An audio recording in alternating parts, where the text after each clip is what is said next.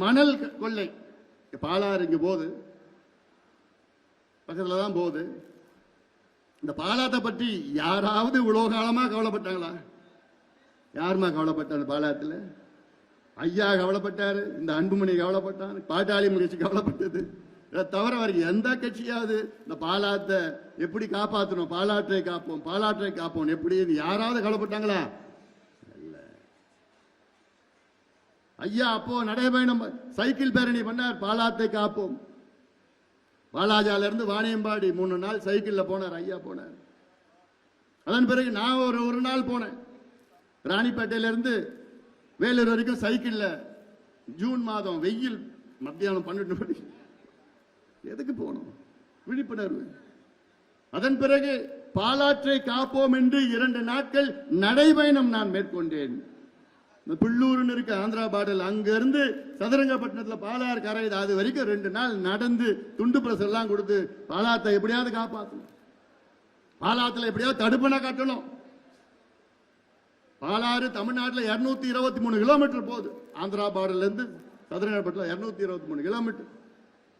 நம்ம போராட்டம் செய்ய முன்பு வரை அதுல ஒரே ஒரு தடுப்பணை தான் கட்டியிருக்கிறாங்க. எப்ப கட்டினது? வெள்ளக்காரன் கட்டினா, வாலாஜாவில் கட்டினா, வெள்ளக்கார ஆட்சியில்.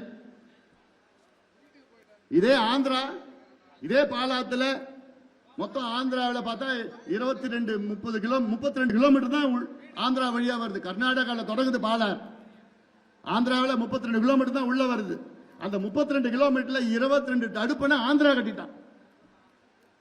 ஆனா நம்ம 223 கிலோமீட்டர்ல ஒரு தடுப்பணை வெள்ளக்காரன் கட்டினான். இப்ப வர கொள்ளக்காரங்களாம் ஒண்ணும் கட்டல.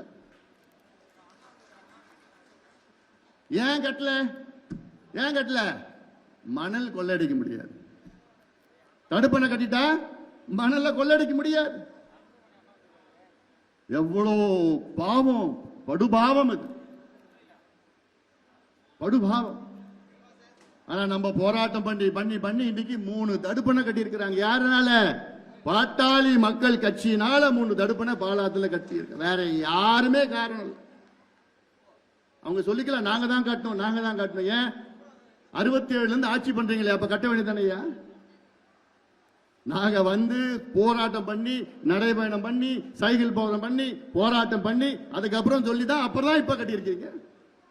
மூத்தூர், ஈசூர் மூத்தூர், அங்க ஒரு தடுப்பணை போராட்டம் பண்ணி அங்க கட்டிட்டாங்க.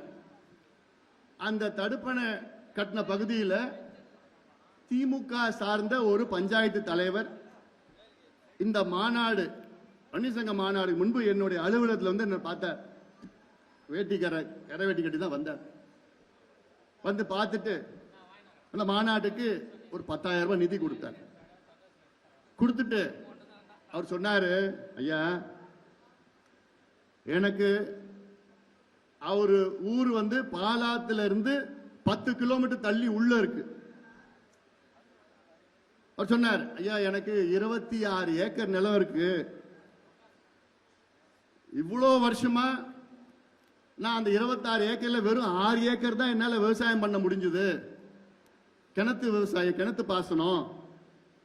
ஆனா என்னைக்கு இந்த தடுப்பணை கட்டினாங்களோ ஆண்டு முழுவதும் என் கிணத்துல முழுசா தண்ணி இருக்கு. 26 ஏக்கர்ல நான் இன்னைக்கு 22 ஏக்கர் நான் விவசாயம் பண்றேன். அவ்வளோ தண்ணி இறைச்சியும் என் கிணத்துல 3/4 தண்ணி எப்பவுமே இருந்துட்டு இருக்கு. இதற்கு காரணம் நீங்க தாயான்னு என் காலை பிடிச்சி சொல்றாரு. ஐயா நீங்க தாயான்னு சொல்லிட்டு திமுகவில் ஒரு பஞ்சாயத்து ஊராட்சி மன்ற தலைவர், நான் ஐயோ காலெல்லாம் விழாதீங்க, கடமையை தான் நாங்க பண்ணோம். இது ஒரு சாதாரண ஒரு உதாரணம். அப்போ ஒரு தடுப்பணை கட்டினா சுத்தி 10 கிலோமீட்டர் 20 கிலோமீட்டர் உள்ள கிணறு, போர், கீரு எல்லாம் அவ்வளோ நன்மை மேலே ஏறிடுது. இதுதாயா வேணும், இதுதானே நாங்க கேட்கிறோம், இதுதானே நாங்க செய்யுவோம். எங்களுக்கு ஆட்சி அதிகாரம் இருந்ததுன்னா கையெழுத்து டக்குன்னு பாலாத்திலையா ஒவ்வொரு 10 கிலோமீட்டரும் தடுப்பணை கட்டு, 23 தடுப்பணை டக்குன்னு கட்டிடுவோம். மழை காலத்தில் மட்டும்தான் தண்ணி வருது. முன்னெல்லாம் ஒரு காலத்தில் பால் போன்ற ஆறு 2 கரையை புரண்டு போவோம். பால் ஆறுன்னு வச்சாங்க. இப்ப ஆந்திராவில் கர்நாடகா தடுப்பணை கட்டிட்டான். இதெல்லாம் உங்களுக்கு சொல்லி இதெல்லாம் நீங்க செய்யணும். அதுக்காக தான் இப்போ இந்த நடைபயணம்